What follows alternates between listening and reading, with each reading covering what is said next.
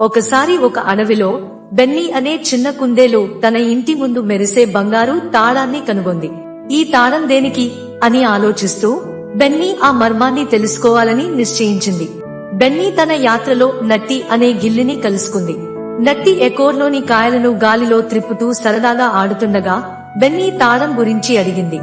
నట్టి అంది, మీరెక్కడికి వెళ్లాలో నాకు తెలుసు, కానీ ముందుగా నా పజిల్ను పరిష్కరించాలి.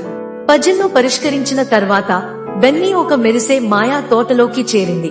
అక్కడ రంగురంగుల సీతాకోక చిలుకలు మరియు ప్రకాశించే మొక్కల మధ్య ఒక బంగారు పెట్టె కనిపించింది. కాని అది కోపంగా ఉన్న గుండ్రాటి చేత రక్షించబడుతోంది.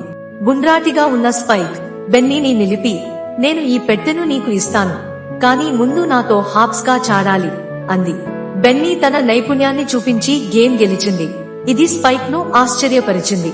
పెట్టె తెరిచిన బెన్నీ దాని లోపల ఒక పటం కనిపించింది. పటం ఆమెను ఒక చెట్టు ఇంటికి తీసుకెళ్లింది. అక్కడ ఆమె స్నేహితులందరూ ఆమె కోసం వేడుకను ఏర్పాటు చేశారు.